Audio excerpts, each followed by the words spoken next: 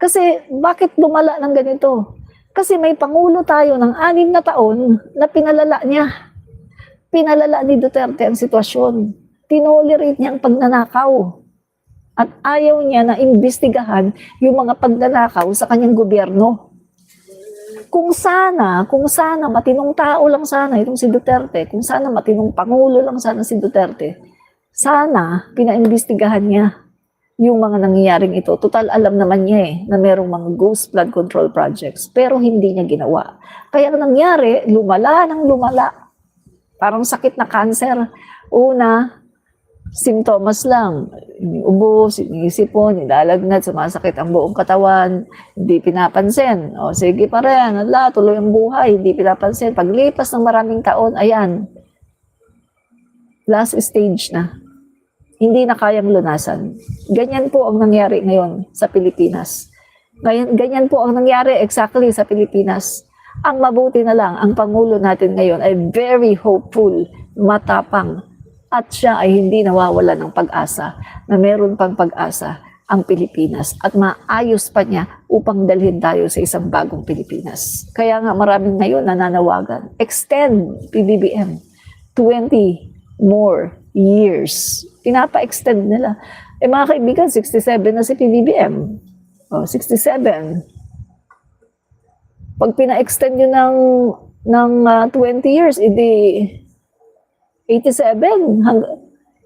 Guys, 87 years old yung pinakahuli niya, ang termino. Matanda na, no?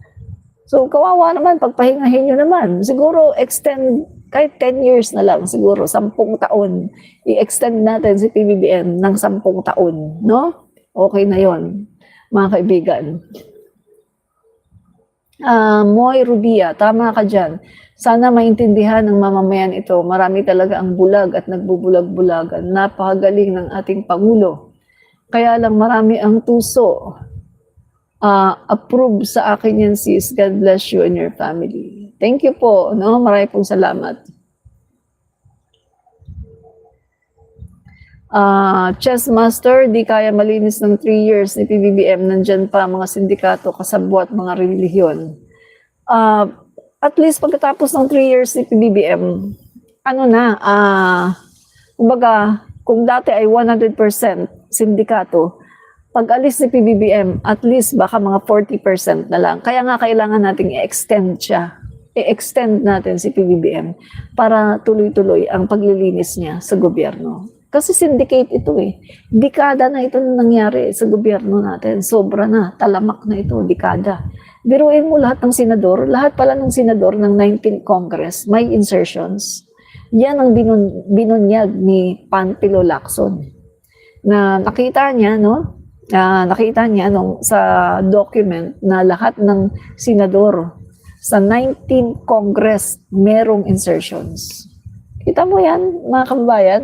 At hindi lang daw basta-basta insertions sa unprecedented.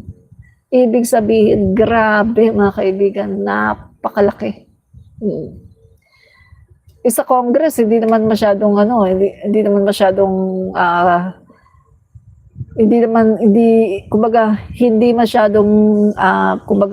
napakalaki, no, ng mga insertions doon.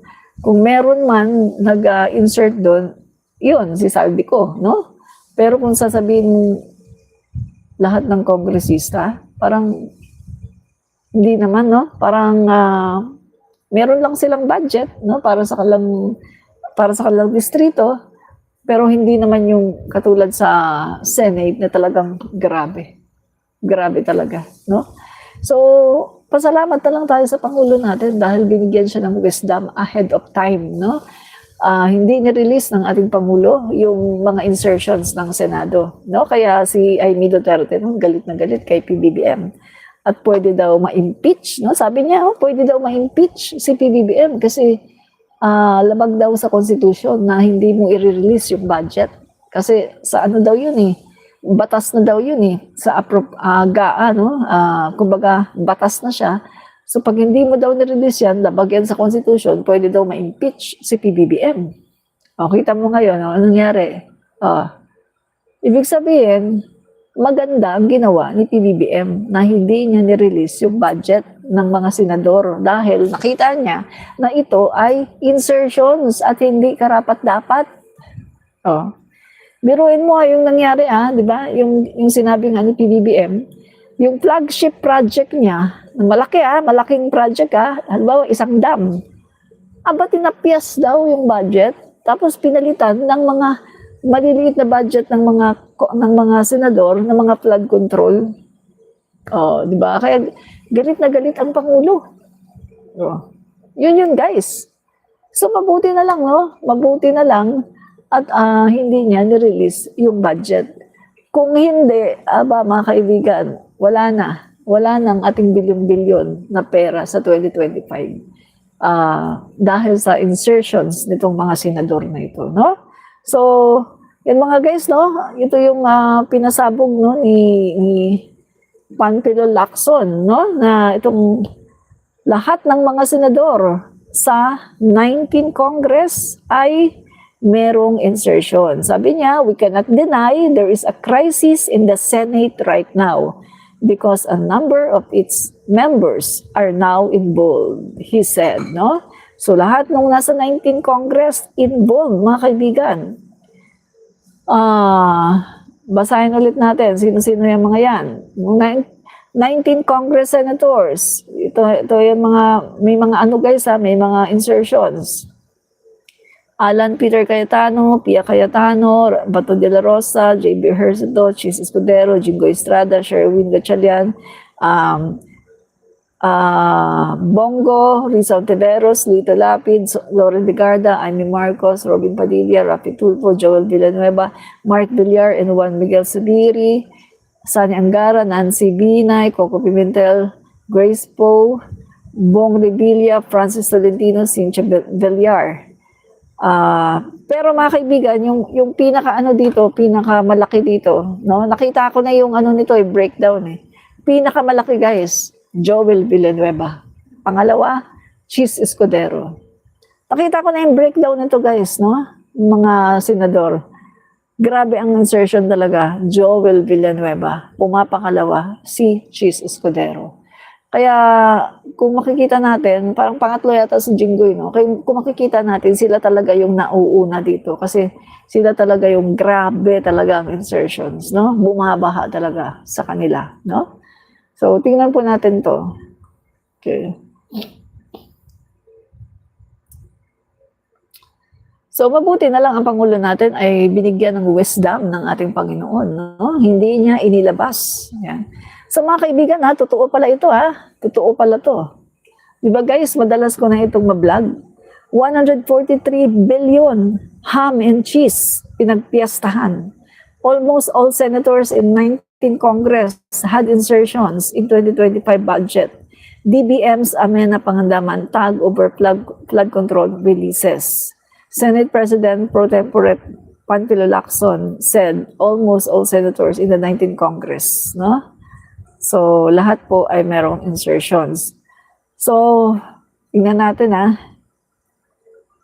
6.6 sa ham and cheese. Escudero inserts 142 billion in 2025 budget to benefit allies. Swiping the cheese, Escudero inserts 52.7 billion for roadworks, pave and red flags. Yan. So according to Global Source, partners' allocations for social services and economic programs fell 33.4% and 29.2% respectively versus 2024, suggesting crowding out by pork style. Grabe. So mga guys, ito yung pinakamalaki. Ito tingnan nyo, yung pinakamalaki. Top recipients of the insertions, no? Bulacan. Sino ang nasa Bulacan? Joel Villanueva. 12.8 billion. Yan. Yan described as ground zero of the flood control. Yan. Pangalawa, Sorsogon. Sino ang nasa Sorsogon? Chis Escudero. 9.1 billion. Yan. Pangatlo, sa Mindoro, 8.37 billion. Then, Batangas, 7.32 billion. Davao, 7.2 billion. Misamis Occidental, 6.5 billion. Quezon, 5.9 billion. Cavite, 5.6 billion. Valenzuela, 4.251 billion. Cebu, 4 billion. Yan mga kaibigan ha, yan yung mga in-insert no, ni Chis Escudero.